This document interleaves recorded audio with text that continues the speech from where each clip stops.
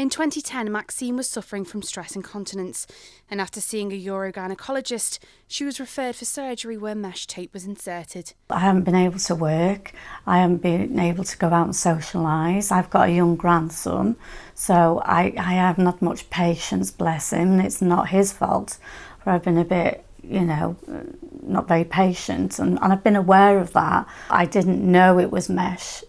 TVT, tension-free vaginal tape. So a lot of people think it's tape. Tape is mesh. So I wasn't aware of this mesh.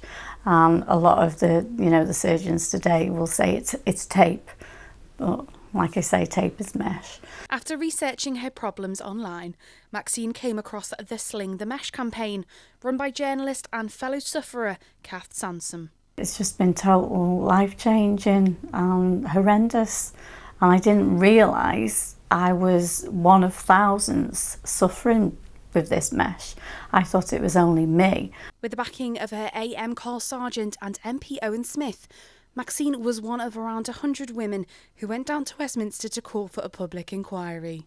I was so shocked because I thought I was alone. So in a way I was relieved I wasn't alone, but I was so angry that this was happening to all us ladies, and I thought, this is an absolute nightmare. And we were all suffering very similar symptoms.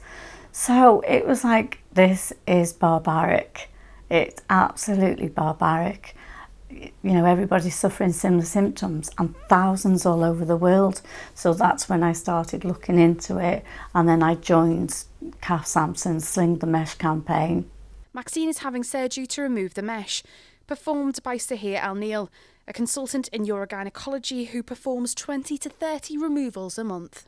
It's worse than childbirth, because obviously you've got something that's actually cutting through you and making its way through, so you feel all that pain and it's agonising.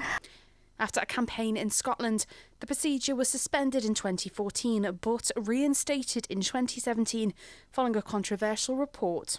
I hope that it's not just suspended. I hope it's totally banned, never used again, and they go back to the old method, which is the Birch method, which takes 4 hours.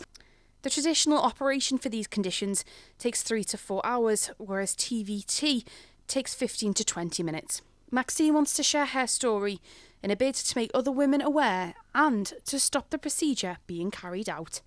Emily Bonner, North Wales News.